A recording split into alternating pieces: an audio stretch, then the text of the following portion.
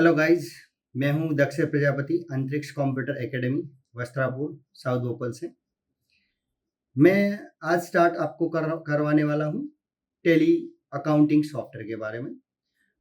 किस तरह से टेली अकाउंटिंग सॉफ्टवेयर मैनेज होता है। ज़्यादातर स्टूडेंट को ये क्वेश्चंस रहता है कि मैं कॉमर्स स्टूडेंट नहीं हूँ, मैं बीकॉम स्ट्रीम से नहीं हूँ, तो क्या मुझे टेली समझ में आएगा, मैं टेली अकाउंटिंग में काम कर सकता हूँ। तो मैं यहाँ पे 110% गारंटी देता हूँ कि अगर आप कोई भी स्ट्रीम से हैं, कोई भी बिज़नेस से हैं, तो आप इज़िली टैली अकाउंटिंग सॉफ्टवेयर को मैनेज कर पाएँगे। बहुत सारी चीज़ स्टार्टिंग में आपको ऐसा लगेगा कि ये सारी चीज़ मुझे समझ में नहीं आती है कि what is credit, debit, assets क्या है, फिक्स्ड एसेट्स क्या होता है, एक्सपेंस क्या है, इनडायरेक्ट एक्सपेंस क्या है, क्रेडिटर, डेटर्स। तो ये सारे वर्ड्स को धीरे-धीरे हम समझेंगे। How to create company, what is the ledgers, what is the balance sheet, पीएलएन क्या है। ये बहुत सारे वर्ड्स ऐसे हैं जो आप अगर कॉमर्स स्टूडेंट्स है तो आप उसको इजीली अंडरस्टैंड कर पाओगे। नहीं हो तो ऐसा नहीं है कि आप टैली अकाउंटिंग सॉफ्टवेयर है वो नहीं सीख सकते हो। आप डेफिनेटली अकाउंटिंग फील्ड में अपना करियर बिल्ड कर सकते हो। तो इसीलिए सबसे पहले टैली सॉफ्टवेयर को सीखने से पहले टैली एजुकेशन एडिशंस किस तरह से सॉफ्टवेयर इंस्टॉल किया जाता है, टैली का वर्जन क्या है, एडिशंस क्या है, टैली किस तरह से वर्क करता है, ये सारी चीज़ मैं आपको शुरू से बिल्कुल ज़ीरो लेवल से स्टार्टअप करवाऊँगा, जिसमें आप जो भी ऑप्शन ज़्यादा जानते हैं उसको स्किप करके आप आगे बढ़ सकते हैं और डायरेक्टली है वो लेवल 1 टू 4 में हमने पूरा कोर्स डिज़ाइन किया हुआ है। लेवल 1 में हम अकाउंटिंग फील्ड पे ज़्यादा वेटेज देते हैं। लेवल 2 में अकाउंट्स विथ इन्वेंटरी में ज़्यादा वेटेज देते हैं। लेवल 3 में आपके सभी प्रकार के टैक्सेशन जो इंडियन गवर्नमेंट के रूल्स के हिसाब से, जैसे जीएसटी, टीडीएस, टीसीएस, ये सारे रिपोर्ट्स के साथ उसके फॉर्म फिलिंग, उसकी फाइलिंग, ये सब कुछ सिखाते हैं। उसके बाद लेवल 4 में additional features like that payroll features, check printing features, Tally के एडिशनल फीचर्स जैसे कि physical stock, memorandum, reversing journal, जो एक हाई लेवल बेस पे है वो मैनेज किस तरह से सॉफ्टवेयर में किया जाता है, उसके रिपोर्ट्स किस तरह से है वो फिल्टर कर सकते हो। ये सारी चीज़ मैं आपको इस लेक्चर में शुरू से स्टार्टअप करवा के है वो एंड तक है, बहुत ही एकदम प्रोफेशनली सभी फील्ड के ट्रांजेक्शन जो होंगे, करीबन मान लीजिए कि आप कोर्स ड्यूरेशंस 500 से ज़्यादा ट्रांजेक्शन आप प्रैक्टिकली लेने वाले हैं। तो ये सब कुछ हम इस टेली कोर्स में है वो कवर अप करते हैं। तो चलिए हम शुरू करते हैं। सबसे पहले आपको ये पता होना चाहिए कि टेली है वो डाउनलोड, टेली एक कंपनी का नाम है जो अकाउंटिंग सॉफ्टवेयर है। इस तरह से इंडिया में बहुत सारे अकाउंटिंग सॉफ्टवेयर है और यूएस बेस में भी बहुत सारे सॉफ्टवेयर है जैसे कीवीओ, क्यूबीडी, ज़ेरो। ये सभी एक अकाउंटिंग सॉफ्टवेयर है जिसको मैनेज करना आपके लिए काफ़ी ईज़ी हो जाएगा अगर आप उसको सही से समझ रहे हैं। तो सबसे पहले है वो टेली solutions.com एक वेबसाइट है जिसमें डाउनलोड फीचर्स पे क्लिक करने से आपको ये Tally Prime release 7.0, Tally Prime edit log, ये दोनों सेम वर्जन है, सेम उस पे जो काम करना है वो दोनों सिमिलर है। एक का डेटा आपके यानी टेली प्राइम का जो डेटा है वो आपके हार्ड ड्राइव में, आपके डेस्कटॉप पे, आपके लैपटॉप के हार्ड ड्राइव में डेटा स्टोरेज आपका अपना खुद का रहता है, एडिट लॉग यानी सर्वर बेस्ड, जिसको आप कहीं से भी ऑपरेट करके अपना अकाउंटिंग मैनेज कर सकते हो। तो जो भी है आपको लाइसेंस बेस पे जाना रहेगा, लेकिन दोनों पे वर्क करना सिमिलर रहेगा। जैसे ही आप डाउनलोड पे क्लिक करते हो, यहाँ पे डाउनलोड में डाउनलोड हो जाएगा और आपको एक EXE फाइल मिल जाएगी। जैसे ही आप डाउनलोड करोगे तो डाउनलोड नाम के फोल्डर में आपको सेटअप नाम की फाइल मिल जाएगी, जिसमें डबल क्लिक करने से टेली सॉफ्टवेयर इंस्टॉल हो जाता है। जैसे ही टेली सॉफ्टवेयर इंस्टॉल हो जाता है, आपको डेस्कटॉप पे उसका आइकॉन मिल जाएगा टेली प्राइम का, और बिल्कुल यहाँ से सर्च बार से भी आप सर्च कर सकते हैं TALLY टेली। टेली प्राइम एक लेटेस्ट एडिशन है 2026 का 7.0 है जो रिलीज हुआ है। इसमें चाहे कितने भी वर्जन चेंज होंगे, टेली में वर्क करना सिमिलर रहेगा। और हम यहाँ पे है वो life time learning facility guarantee के साथ सिखाते हैं कि इन फ्यूचर अगर गवर्नमेंट लॉ के हिसाब से टेली के नए एडिशंस, नए वर्जन्स, कितने भी सारे एडिशंस हैं वो अपडेट होते रहते हैं। तो यहाँ पे एक बार जो स्टूडेंट है वो ऑफलाइन कोर्स करके गया है उसको लाइफ टाइम बेनिफिट देते हैं कि कोई भी अपडेशंस वो कभी भी आके है वो सीख सकते हैं, जब भी टेली का जो बैचेस चल रहा है उस बैच में। तो आइए, सबसे पहले टेली सॉफ्टवेयर आप डबल क्लिक करते हैं आइकॉन पे तो सीधा यहाँ पे आपको इस तरह से है वो लाइसेंस का एक स्क्रीन मिल जाएगा। हम यहाँ पे एजुकेशन एडिशंस में सीखने वाले हैं। एक चीज है कि आपको कंपनी में काम करना है, वो हर बार ये स्क्रीन नहीं मिलेगा, क्योंकि वहां पे एक्टिवेट लाइसेंस होगा। तो एक्टिवेटेड लाइसेंस में आपको डायरेक्टली है वो फर्स्ट स्क्रीन ही मिलेगा, जिसको बोलते हैं गेटवे ऑफ टैली। यहाँ पे आप कोई भी नई कंपनी में जा रहे हैं जहाँ पे ऑलरेडी आपके पास एक्टिवेशन की है, तो वो एक्टिवेशन का यहाँ पे यूटिलाइजेशन करके, वो की का यूटिलाइजेशन और पासवर्ड का यूज करके आप लाइसेंस को एक्टिवेट कर सकते हैं। अगर पहले से आपने लाइसेंस लिया हुआ है, उसको रिन्यूअल किया है, तो रीएक्टिवेशन पे जाना है। अगर आप एडिट लॉग या नेटवर्क बेस पे है वो वर्क कर रहे हैं, तो आपको यूजर आईडी और पासवर्ड डाल के सीधा नेटवर्क बेस पे वर्क करना है। लेकिन हम यहाँ पे वर्क करेंगे कंटिन्यू इन एजुकेशन मोड। सबसे पहले मैं आपको एक चीज बता दूं कि अगर आपको as a accountant Tally software में काम करना है, तो जितना हो सके माउस का यूज कम कीजिए और कीबोर्ड का ऑपरेशन और शॉर्टकट की से उसको मैनेज कीजिए। माउस का यूज आप कर सकते हो, जैसे कि आप कंटिन्यू इन एजुकेशन मोड पे जाने के लिए आप यहाँ पे क्लिक करो, या फिर सीधा आपको हाईलाइट किया गया ये जो ब्लू लेटर है वो उसकी शॉर्टकट की है। जैसे ही आप टी प्रेस करोगे तो टी इन एजुकेशन मोड पे चले जाओगे। यहाँ पे ये जो स्क्रीन आपको शो हो रहा है वो टेली प्राइम एजुकेशन एडिशंस का। यहाँ पे ये सारे उसके मेनूज है, जैसे कि कंपनी रिलेटेड कुछ ऑप्शन चाहिए, data related, exchange, import export related या प्रिंट रिलेटेड कुछ ऑप्शन चाहिए, तो ये सारे मेनूज है। सबसे पहली वाली स्क्रीन को बोला जाता है गेटवे ऑफ टैली। यहाँ पे करंट पीरियड, यानी कि कोई भी बिजनेस जो होता है उसका एक फाइनेंशियल ईयर होता है। जैसे कि इंडियन गवर्नमेंट के फाइनेंशियल लॉ के हिसाब से 1 अप्रैल टू 31 मार्च ये फाइनेंशियल ईयर होता है। जैसे कि हमारा जो बॉर्न हुआ है, मान लीजिए कि 1 नवंबर को, तो लास्ट 31 अक्टूबर जो है वो हमारा है वो एंडिंग डे है। उसके बाद हम नेक्स्ट ईयर में जो भी है, जैसे 45 के हैं तो 46, या 20 के हैं तो 21 के हो जाते हैं। बिल्कुल वैसे ही यहाँ पे फाइनेंशियल ईयर का एक एंडिंग डेट है जो 31 मार्च बोला जाता है, जो इंडियन गवर्नमेंट के हिसाब से। वैसे यूएस में काम करते हो जनवरी टू दिसंबर रहता है। अगर आप ऑस्ट्रेलिया बेस पे वर्क करते हो तो जून जुलाई का जो है वो फाइनेंशियल ईयर रहता है।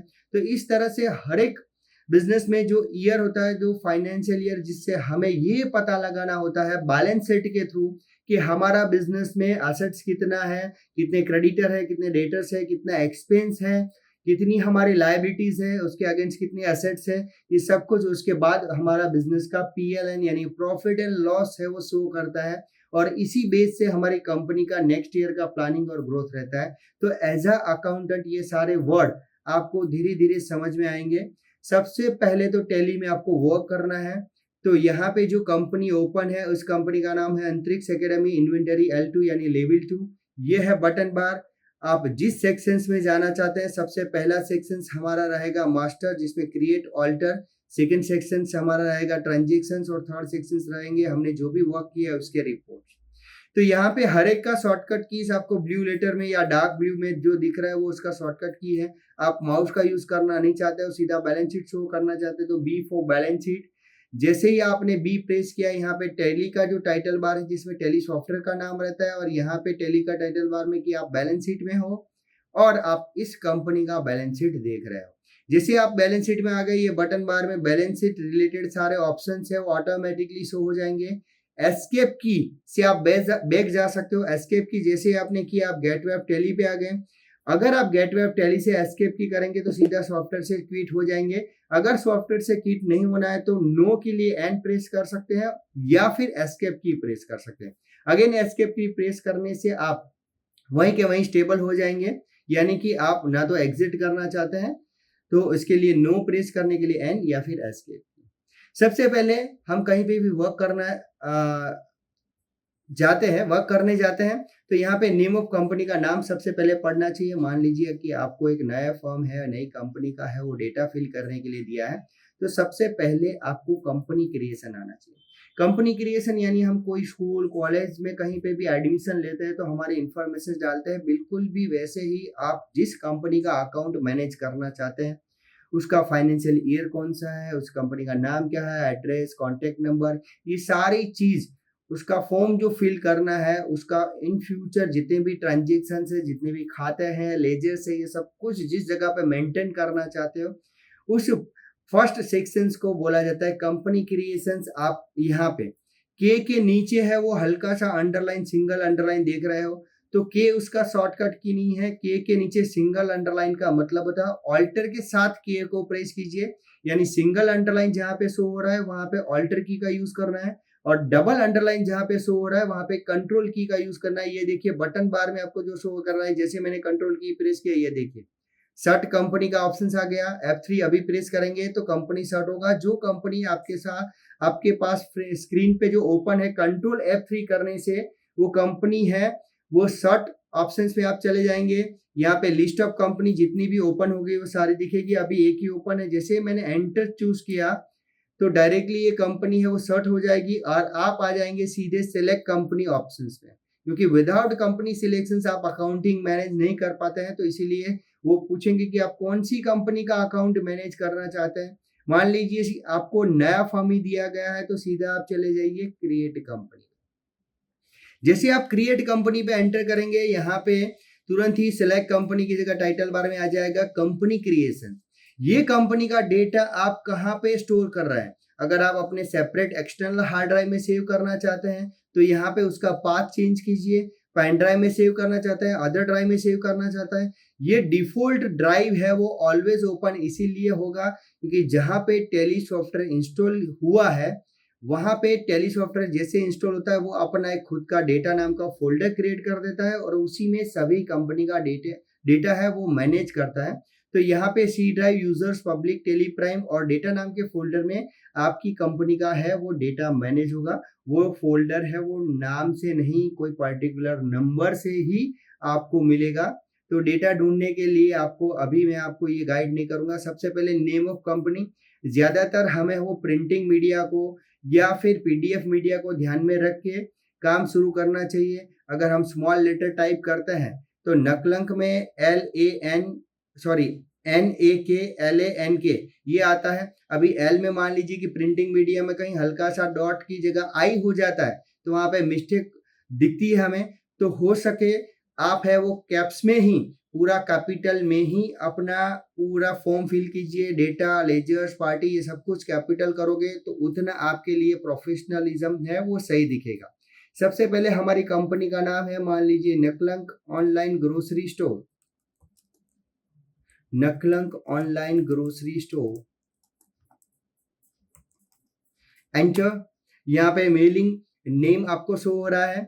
मेलिंग नेम यानी कि आप बिल पे कौन सा नाम प्रिंट करना चाहते हो या फिर पर्टिकुलरली कंपनी का नाम आपने है वो सीधा ले लिया NOGS ले लिया शॉर्ट फॉर्म। तो शॉर्ट फॉर्म से आपको है वो लिस्ट में शो होगा और प्रिंटिंग मीडिया में पूरा नाम आएगा। तो इस तरह से डिफरेंट नाम से भी आप है वो डेटा मैनेज अलग नाम से कर सकते हो, प्रिंटिंग मीडिया पे अलग नाम रख सकते हो। यहाँ पे एड्रेस है कि एड्रेस कहाँ का आपको, जैसे कि स्वस्तिक ग्रीन्स, जैसे ही मैंने एड्रेस लिखा आप एक लाइन में पूरा एड्रेस है वो लिख सकते हो। लेकिन ध्यान रहे कि जब प्रिंटिंग मीडिया में जब आप प्रिंट करते हो तो एड्रेस के लिए पर्टिकुलर साइज का एक बॉक्स है वो टैली ने मैनेज किया हुआ है। अभी आप एक ही लाइन में पूरा एड्रेस लिखते हो तो वो बॉक्स की जो लेंथ है वो फिक्स रहती है, कुछ mm से ज्यादा नहीं होती है। तो आपके जो फॉन्ट साइज है वो छोटे कर देगा ऑटोमेटिकली। तो वहां पे क्या दिक्कत रहेगा कि आपका एड्रेस है वो रीडेबल नहीं रहेगा। तो हो सके आप 2-3 लाइन में है वो एड्रेस को मेंटेन कीजिए। स्वस्तिक ग्रीन्स जैसे ही आप यहाँ पे लिखते हैं कि बिहाइंड कविसा पनोरमा, एंटर करके सेकेंड लाइन आपको ऑटोमेटिकली मिल जाएगा। सोबो एक्सटेंशन रोड,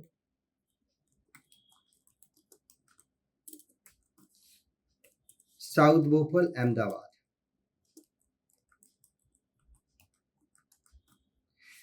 ओके, यहाँ पे आप है वो मल्टीपल लाइंस पे एड्रेस मैनेज करने के बाद ये एड्रेस, एक चीज है कि अगर आप है वो CS फॉर्म में या कोई भी फाइनेंस फॉर्म में जहाँ पे सिर्फ और सिर्फ अकाउंटिंग, बैलेंस शीट और PLN ही मैनेज करना है तो ये सारी चीज है उससे अकाउंटिंग को कोई फर्क नहीं पड़ता है। लेकिन आपका अकाउंटिंग में मान लीजिए कि कोई बिल प्रिंट करना है, कोई कस्टमर को आउटस्टैंडिंग भेजना है, तो उसमें जितनी डिटेल्स आप यहाँ पे फिल करोगे उतनी डिटेल्स है वो आपके है वो बिलिंग में या रिपोर्ट्स में प्रिंट होगी। तो यहाँ पे ये चीज है, स्टेट हमें कंपलसरी चूज करना चाहिए क्योंकि जिस स्टेट में रजिस्टर्ड हमारी कंपनी होगी, अगर हमने स्टेट नहीं सेलेक्ट किया है तो आगे जाके मान लीजिए कि कंपनी में GST आता है ये सब, तो उसके रूल्स में है वो बहुत ही दिक्कत रहेगा आपको। तो इसीलिए लिस्ट ऑफ ऑटोमेटिकली आ जाता है, क्योंकि लिस्ट ऑफ स्टेट इसीलिए आ गया क्योंकि यहाँ पे कंट्री बाय डिफॉल्ट इंडिया है। अगर आप यूएस अकाउंटिंग भी यहाँ पे मैनेज करना चाहते हैं तो यहाँ से यूनाइटेड स्टेट ले लेंगे, तो ऑटोमेटिकली आपको यहाँ पे यूनाइटेड स्टेट कंट्री लेने से उसके जितने भी स्टेट होंगे, जैसे कि ये देखिए जॉर्जिया, फ्लोरिडा, कैलिफोर्निया, ये सारे स्टेट ऑटोमेटिकली यहाँ पे शो हो जाएंगे। तो टैली ऐसा नहीं है कि सिर्फ डोमेस्टिक यानी इंडिया लेवल पे यूज होता है। टैली अकाउंटिंग सॉफ्टवेयर ऑस्ट्रेलिया में, यूएस में, यूएई में, हर जगह पे टैली सॉफ्टवेयर यूटिलाइज होता है। तो अगर आपका परफॉर्मेंस सही है, आपका इंटरव्यू क्लियर कर रहे हैं, तो आपको वर्क फ्रॉम होम टैली पे आराम से मिल सकता है। तो यहाँ पे गुजरात आपने लिया है तो देखिए सिलेक्शंस में हटा दिया, क्योंकि मैंने यहाँ पे कंट्री पहले सेलेक्ट करना पड़ेगा, उसके बाद ही उसका स्टेट है वो गुजरात सिलेक्ट करने देगा। आप यहाँ पे लिस्ट ऑफ में एरो की से सिलेक्ट कीजिए या फिर सीधा GUJ टाइप करेंगे तो ऑटोमेटिकली वो हाईलाइट हो जाएगा और एंटर करके आप उसको सेलेक्ट कर पाओगे। टेलीफोन नंबर आपको पूछा गया, सॉरी पिन कोड नंबर आपको पूछा गया है। पिन कोड नंबर आप डालिए, जितने आप डेटा डालोगे उतने डिटेल्स है वो टैली में प्रिंट होगा। 380058 यहाँ पे एंटर। मोबाइल नंबर आपको दिया गया है, मोबाइल नंबर आप कंपनी का जो भी टेलीफोन नंबर है वो डाल दीजिए।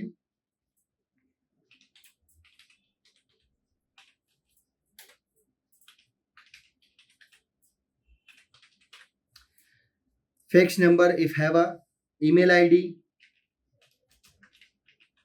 naklank online store 99@gmail.com and the website is naklank online grocery store .in.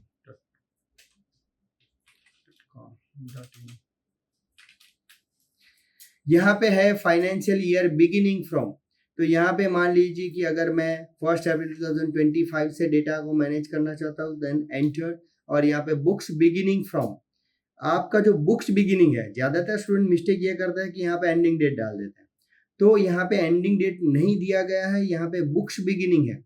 मान लीजिए कि आपका नया बिजनेस है और वो 1 जनवरी से स्टार्ट हुआ है, तो फाइनेंशियल ईयर हो गया आपका 25-26 का, यानी कि 1 अप्रैल 2025 टू 31 मार्च 2026 ये आपका फाइनेंशियल ईयर हो गया। लेकिन आप बिजनेस जिस डेट से शुरू कर रहे हैं 1 जनवरी 2025 से, तो आपको बुक्स बिगिनिंग है वो 1 जनवरी से ही मैनेज करना है, तो वहां पे वो डेट डाल सकते हैं। अगर मान लीजिए कि ऑलरेडी आपका है वो बुक कीपिंग, आपका अकाउंटिंग हो रहा था मैन्युअली, उसको आप कंप्यूटराइज या टैली में करना चाहते हैं, तो आपका लास्ट ईयर का बैलेंस शीट होगा, उसमें लेजेस होंगे, उसके आउटस्टैंडिंग होंगे, तो ये सब कुछ आपको 1 डेट से मैनेज करना है। तो books beginning from similar date रखिए, यानी कि 1 अप्रैल 2025 से ही मैं मैनेज करना चाहता हूँ। बेस करेंसी सिंबल यहाँ पे दिया गया है कि आप जिस कंट्री में वर्क करते हैं उसमें ऑलरेडी रुपीज रू यूज होता है। अगर आप इंग्लिश में RS डॉट करेंगे तो भी वो वैलिड है। यहाँ पे उस करेंसी को क्या बोलते हैं, फॉर्मल नेम यानी INR, इंडियन रुपीज, और एंटर करेंगे तो यहाँ पे टैली में फाइल सेव नाम का जैसा ऑप्शन होता है, अदर सॉफ्टवेयर में बिल्कुल ये एक्सेप्ट करना है, यानी कि टैली में परमानेंटली है वो डेटा को सेव करना। वो डेटा कहाँ पे सेव होगा, तो यहाँ पे ये पाथ दिया गया है वहां पे। तो जब भी आप है वो कंपनी क्रिएट करते हो तब आप ये पाथ है वो सेट कर सकते हो। उसके बाद उस कंपनी का सारा डेटा उसी जगह पे सेव होगा जहाँ पे ऑलरेडी आपकी कंपनी का अपने डेटा मीन्स कंपनी क्रिएशन किया, वहां पे ही सारा डेटा ऑटो मैनेज होता है। जैसे आप एक्सेप्ट करते हो, यस करते हो या एंटर करते हो, तो ये कंपनी क्रिएशंस कर देगा और आप अभी पूरा कंपनी का अकाउंटिंग है वो इस कंपनी में मैनेज कर पाओगे। सबसे पहले जैसे ही आपने कंपनी क्रिएशन किया, अगर आपने नया इंस्टॉलेशन किया है तो ये दोनों ऑप्शंस है वो नो होंगे और आपको सिर्फ और सिर्फ इतने ऑप्शन से एक्टिवेशंस मिलेंगे जिसमें आपको अकाउंटिंग फीचर्स, इन्वेंटरी फीचर्स और टैक्सेशन फीचर्स जो दिख रहे हैं वो बाय डिफॉल्ट यस जो होते हैं वही रहेंगे। अगर आप मल्टीपल ऑप्शंस सिलेक्ट करना चाहते हैं तो यस करेंगे तो आपको यहाँ पे सारे ऑप्शंस है वो शो हो जाएंगे, यानी कि जितने फीचर्स आप यूटिलाइज करना चाहते हैं बिजनेस के पर्पस के हिसाब से उतने अनेबल कर सकते हैं। Enable the features as per your business needs. यही फीचर्स अगर मान लीजिए कि आपने है वो सिलेक्शंस करने में है वो बाहर निकल गए और आपको पता ही नहीं कि कौन से फीचर्स एक्टिव है नहीं एक्टिव है, तो बाद में भी आपको एक्टिवेशंस करना है, तो फीचर्स के लिए की है F11। जैसे आप F11 करोगे ये फीचर्स वाला बॉक्स डायरेक्टली आ जाएगा। अभी हम सिर्फ और सिर्फ लेवल 1 में अकाउंटिंग फीचर्स को ही ध्यान में लेंगे, उसके बाद इन्वेंटरी और उसके बाद टैक्सेशंस, ताकि आपको एक साथ सब कुछ सिखाने में है वो पहले अकाउंटिंग के सारे बेस को हम क्लियर करेंगे, उसके बाद इन्वेंटरी के बेस को, और उसके बाद है उसमें टैक्सेशन ऐड करने से आपका काम काफ़ी ईजी हो जाएगा, आपका अंडरस्टैंडिंग ईजी हो जाएगा। इसीलिए सबसे पहले हमने पहला स्टेप किया कंपनी क्रिएशंस। अभी कोई भी कंपनी है तो आपको लगता है कि अकाउंटिंग अकाउंटिंग क्या है, उसमें तो बहुत सारे ऐसे वर्ड्स आते हैं। तो सिंपल सी चीज़ है कि जो बंदा है वो अपना खुद का हिसाब रख सकता है, राइट, वो अकाउंटिंग को इजीली समझ सकता है। सिंपल हम किसी को पैसे देते हैं, कितने लिए हैं, कितने बाकी, ये सब कुछ जो नोट डाउन करते हैं, उसमें बेसिक जो थियरी होती है उसको हम समझे कि यहाँ पे सबसे पहले टेली प्राइम में हमें ये कि सबसे पहले टाइम में क्या था कि बार्टर सिस्टम था, तो किसी को कुछ याद रखने की जरूरत नहीं थी। What is the barter system, कि कोई किसान है वो गेहूं देता है तो सामने है वो उसको चप्पल सीने वाला है, उसको चप्पल सी के देता है। ये जो बार्टर सिस्टम है वहां पे पूरा व्यवहार खत्म ही हो जाता था, नेक्स्ट कुछ प्लस और माइनस रहता ही नहीं था। लेकिन धीरे धीरे है वो बिजनेस में क्या हुआ कि बहुत सारे लोगों को है वो क्रेडिट देनी पड़ी, उसको उधार माल देते थे, उसका पैसा को याद रखना है वहां पे एक नोट डाउन करते थे।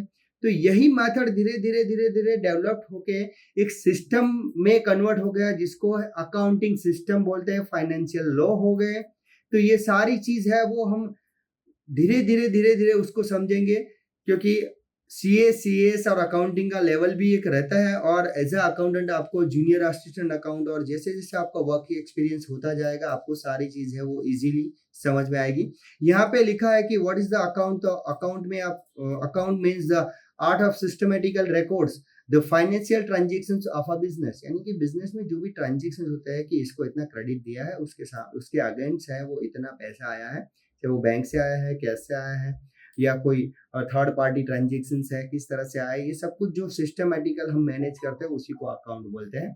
तो सिंपल एक ट्रांजेक्शन्स को हम देखते हैं, यहाँ पे है वो गुजराती इंग्लिश दोनों में ट्रांजेक्शन्स है, आप इजीली है उसको समझ पाएंगे। लेकिन ये सारे रूल्स है कि debit what comes in, credit what goes out, यानी जाए वो जमा आए वो उधार, इस तरह से। या फिर यहाँ पे देख सकते हैं कि रामजी भाई ने पवन को 5000 का माल है वो कैश से, सॉरी, रामजी भाई ने पवन के पास से 5000 का माल कैश से खरीदा है। तो सिंपल सी चीज हो गई, जब वो खरीदते हैं तो उसको इंग्लिश में हम क्या बोलते हैं, परचेज, बाइंग बोलते हैं, लेकिन अकाउंटिंग मेथड में उसको परचेज बोलते हैं, जो बेस से उसको सेल्स बोलते हैं। तो परचेज किया तो परचेज ट्रांजेक्शन हो गया। अभी रामजी भाई ने पवन के पास से खरीदा है तो रामजी भाई का परचेज का ट्रांजेक्शन है, तो उसके अगेंस्ट पवन का है वो सेल्स का ट्रांजेक्शन है। तो एज अ डेजिग्नेशन आप कहाँ पे वर्क करते हैं उस हिसाब से आपको है वो एग्जैक्टली अकाउंटिंग ट्रांजेक्शन को समझ के एंट्री डालना रहेगा।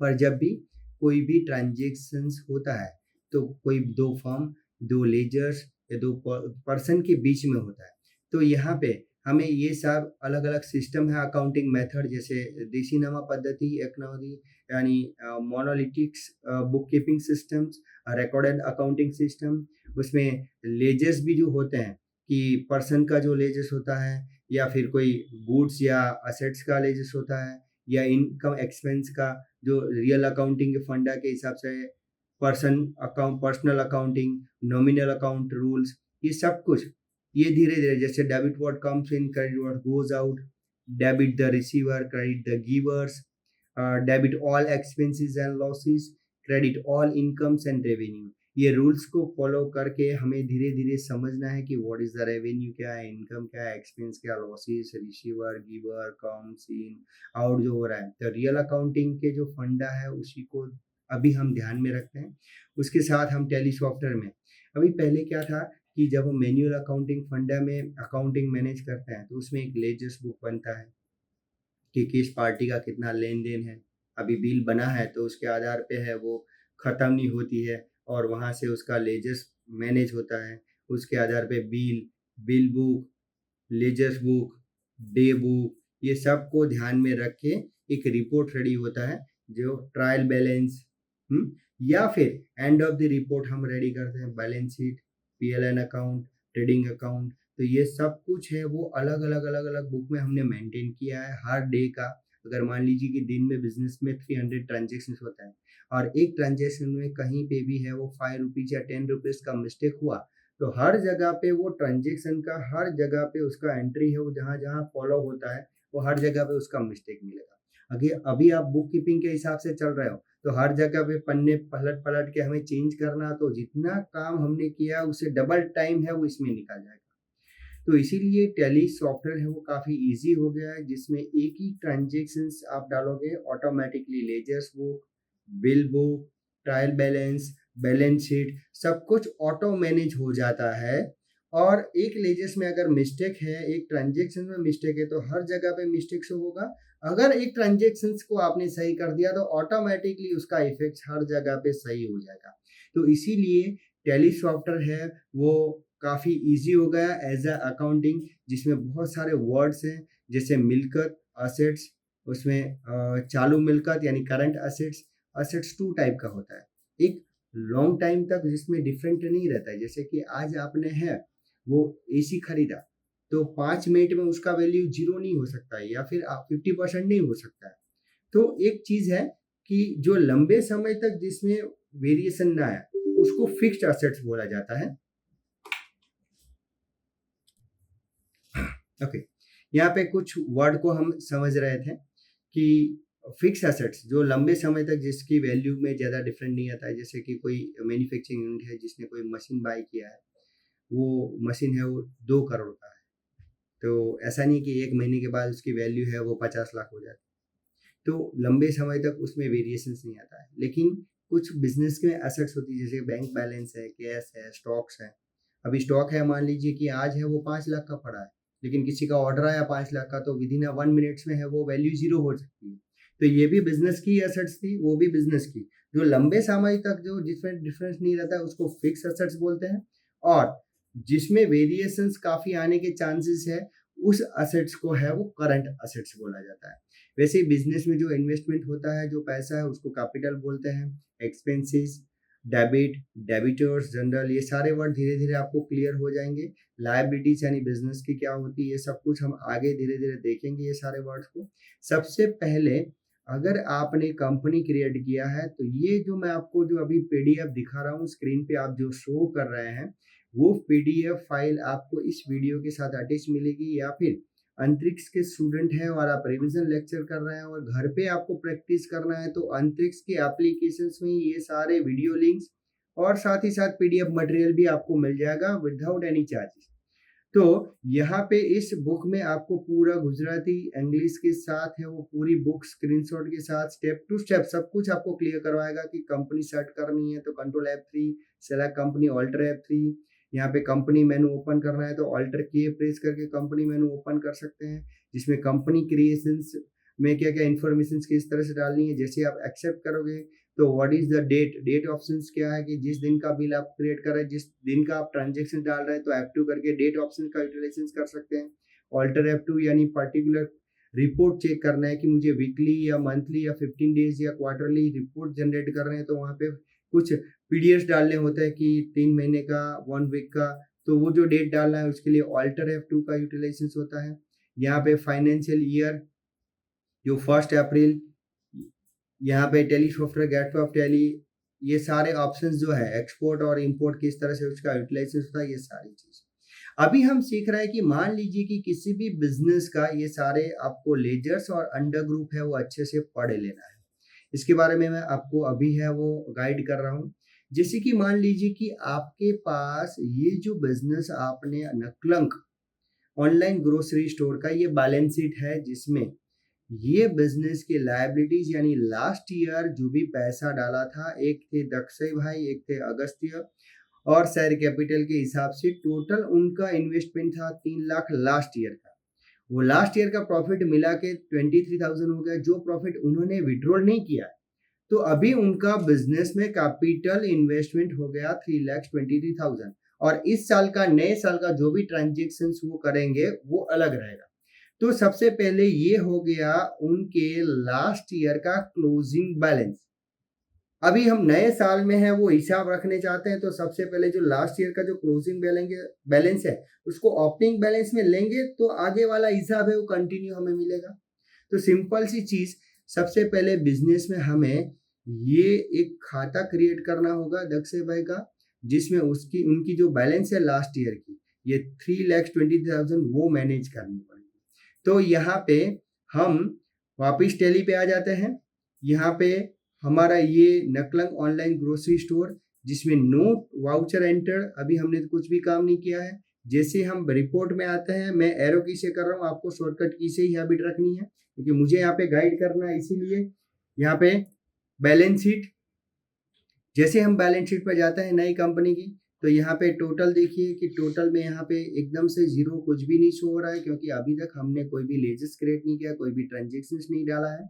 यहाँ पे सबसे पहले हमें लेजर्स यानी क्या, तो जो भी बिजनेस में जिसका भी अकाउंटिंग हम मैनेज कर रहे हैं उसमें लेजर क्रिएशंस, उसका खाता क्रिएट करना पड़ेगा। कोई बोलता है कि मेरा वहाँ पे खाता चलता है, मेरा वहाँ पे अकाउंट चलता है, तो वही चीज़ हो गया कि जिस पर्सन का, जिस फर्म का हम उसके साथ लेन देन करने वाले हैं, उसका हिसाब रखने के लिए जो उसका आउटस्टैंडिंग मैनेज करने के लिए जो क्रिएट किया जाता है, उसको अकाउंटिंग लैंग्वेज में लेजर क्रिएशन बोलते हैं।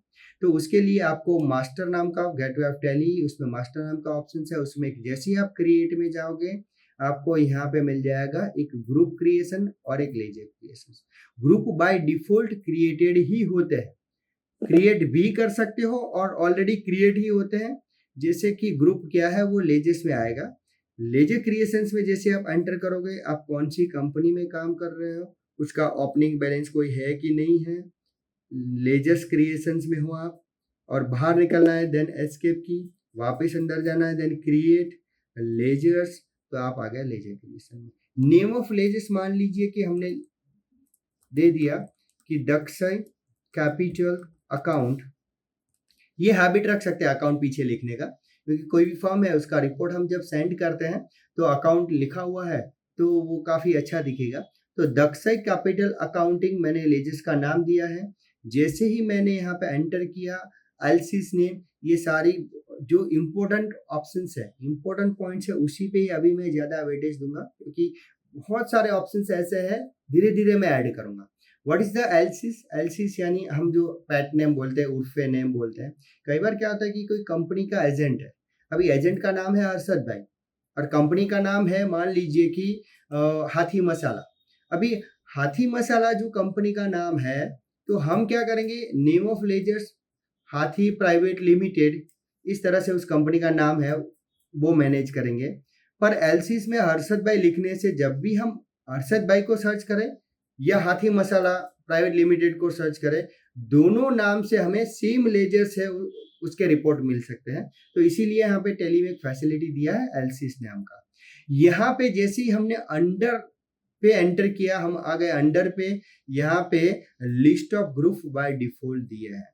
तो जैसे ही मैंने यहाँ पे बोला कि ये पीडीएफ को आपको अच्छे से है वो एक बार देख लेना है कि कौन सा लेजर्स आप क्रिएट कर रहे हैं, तो उसका ग्रुप कौन सा आना चाहिए। यहाँ पे देखिए कि कोई भी बिजनेसमैन है, अगर एक ही बंदा है वो बिजनेस चला रहा है तो सीधा कैपिटल अकाउंट से आप मैनेज कर सकते हो।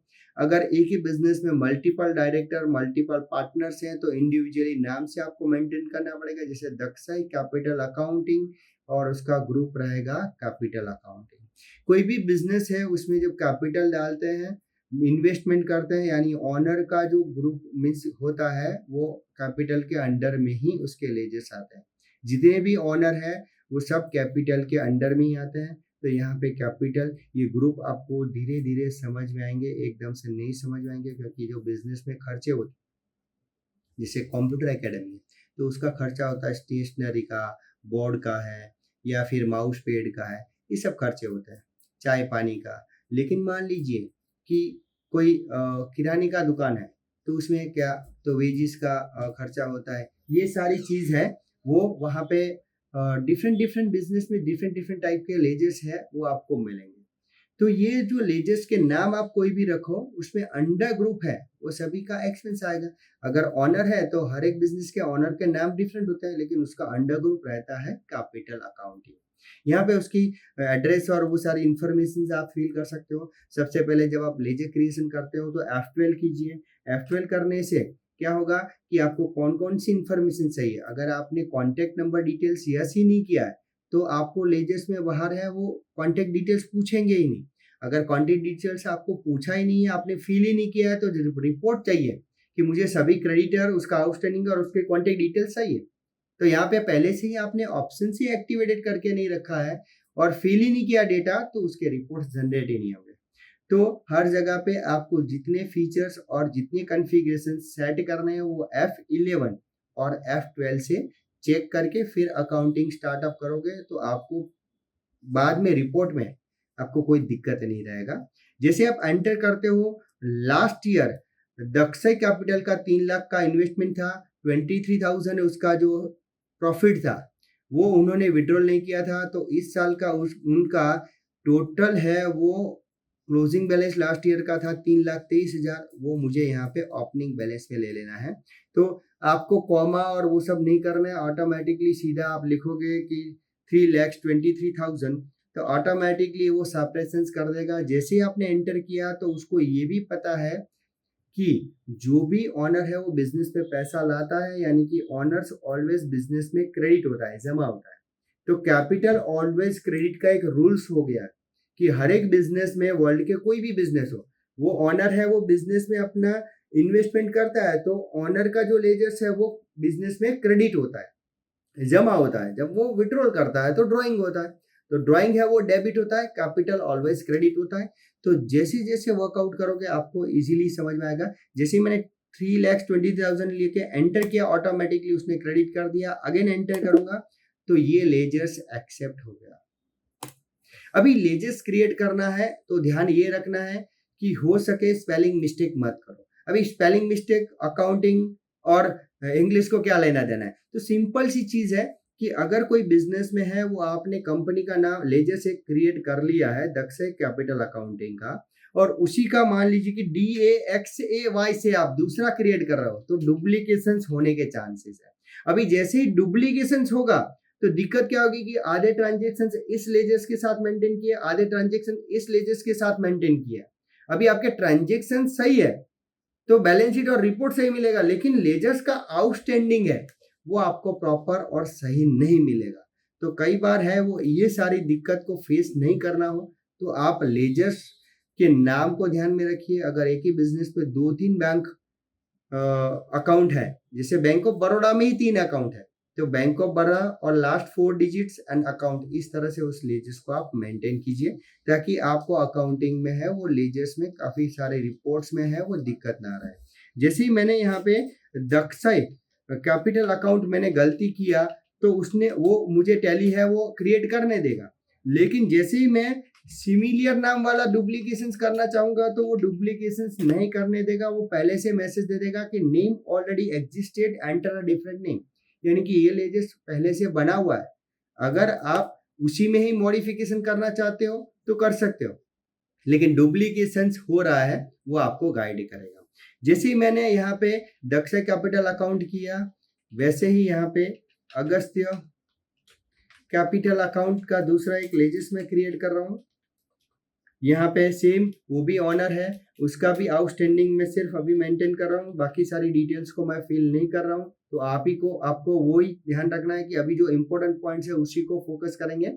एंटर करके जैसे ही आप क्रेडिट ऑटोमेटिकली आ जाएगा, आपने एक्सेप्ट कर दिया तो ये हो गया आपकी 2 लेजर्स। तीसरा लेजर्स है, मान लीजिए यहाँ पे कि शेयर कैपिटल्स का 12,000 लेना है, तो यहाँ पे शेयर कैपिटल आपने लिया, capital enter enter enter enter करके जल्दी में आपने वो एक्सेप्ट कर लिया, उसकी बैलेंस डालना मैं भूल गया। तो जैसे ही मैं शेयर कैपिटल है वो दोबारा बनाऊंगा तो वो तो हमें हिंट देगा कि ये ऑलरेडी क्रिएटेड है। तो जहां पे आपने लेजर्स ऑलरेडी क्रिएट किया है उसका मॉडिफिकेशन करना है, उसमें डिलीट करना है, ये सारे ऑप्शंस के लिए आपको जाना है गेटवे ऑफ टैली से, मास्टर से सीधा ऑल्टर में। ऑल्टर का मतलब ऑल्ट्रेशन। यहाँ पे ऑल्टर में जाएंगे, हम लेजर्स में जाएंगे तो जितने लेजर्स हमने क्रिएट किए हैं वो शो होंगे। और जब हम कंपनी क्रिएट करते हैं तो उसके साथ 2 लेजर्स बाय डिफॉल्ट क्रिएटेड मिलते हैं, वो भी हमें यहाँ पे शो करेंगे। एक अगस्त हमने क्रिएट किया था, कैश बाय डिफॉल्ट रहता है, PLN बाय डिफॉल्ट रहता है। तो ये दो लेजर्स है वो ऑलवेज है, वो क्रिएट होते ही है, क्रिएटेड ही होते हैं, हमें क्रिएट नहीं करना है। दक्षा कैपिटल और शेयर कैपिटल में जैसे ही जाओगे यहाँ पे आपको गाइड करेगा कि आप नकलंग ऑनलाइन ग्रोसरी स्टोर में लेजर ऑल्ट्रेशन में हो, और अभी आप एंटर करोगे तो आपको मॉडिफिकेशन भी करने देगा। और आपने यहाँ पे वैल्यू डाल दिया, एंटर एंटर एक्सेप्ट। कोई भी लेजर्स है उसको ऑल्ट डी से आप डिलीट भी कर सकते हैं। तो ये ध्यान रखिए, एस्केप की किया, मैं अभी डिलीट नहीं करना चाहता हूँ। मैंने सिर्फ अभी लेजर क्रिएशन सिखाया आपको, कंपनी क्रिएशन सिखाया। जैसे ही आप बैलेंस शीट में जाओगे वो ऑटोमेटिकली सब रिपोर्ट्स रेडी करता जाएगा कि यहाँ पे कैपिटल है वो आपका 6 लाख यानी 6,58,000 का है। जैसे ही डिटेल्स रिपोर्ट रेडी करना है, ऑल्टर F1 से आपको डिटेल्स में रिपोर्ट मिलता है। यहाँ पे अगस्त का जो स्टैंडिंग है, दक्षय का और शेयर कैपिटल का। जैसे ही मैं यहाँ पे दक्षय कैपिटल अकाउंट में एंटर करता हूं तो वो शो करता है कि ओपनिंग बैलेंस उसका 3,23,000 है। नो रिसेंटली यानी इस साल का कोई भी ट्रांजेक्शन ना तो डेबिट हुआ है ना क्रेडिट हुआ है, सिर्फ उसका क्लोजिंग बैलेंस जो है वो ओपनिंग बैलेंस में मेंटेन हो गया है। तो इस तरह से आप कोई भी कंपनी का अकाउंटिंग धीरे धीरे मैनेज करने के लिए आपको कंपनी क्रिएशन और लेजर क्रिएशन अच्छे से आना चाहिए। नेक्स्ट अभी भी मैं आपको इसका थोड़ा बहुत रिवीजन करके नेक्स्ट लेक्चर में हम सीखेंगे how to fill the transactions किस तरह से फिल होता है, अकाउंटिंग के रूल्स किस तरह से काम करते हैं, ये सब कुछ हम नेक्स्ट लेक्चर में देखने वाले हैं। अभी के लिए फर्स्ट लेक्चर है वो कंपनी क्रिएशन, लेजर क्रिएशन आप अच्छे से समझिए। और मैंने यहाँ पे जो PDF दिया है उस PDF के हिसाब से सारे ट्रांजेक्शन्स डाल के अपने बैलेंस शीट को 9,89,000 क्रेडिट और 9,89,000 डेबिट के साथ है वो कंप्लीट कीजिए। अगर कोई भी मिस्टेक आती है तो बैलेंस शीट में हर एक लेजर्स को आप कैलकुलेट कीजिए, मिस मैच कीजिए, और कहीं मिस्टेक आती है तो ऑल्टर ऑप्शन से जाके उसको सही कीजिए। तो आज के टैली की ये फर्स्ट लेक्चर में इतना ही। Thank you. अगर आपको कुछ भी डाउट क्वेरी है तो कमेंट में दीजिए, या फिर सीधा आप नंबर पे कॉल करके भी डाउट अपने सॉल्व कर सकते हैं। ये सारी फैसिलिटी आपको मिलेगी। ऑफलाइन लेक्चर्स भी आप अगर एनरोलमेंट करना चाहते हैं तो अंतरिक्ष एकेडमी वस्त्रापुर में आप इंक्वायरी करके एनरोल कर सकते हैं। और मोर इन्फॉर्मेशन के लिए आप हमारी वेबसाइट www.antrixcomputer.in पे जाके भी आप सभी कोर्स की इंफॉर्मेशन, सिलेबस और जानकारी ले सकते हैं। Thank you.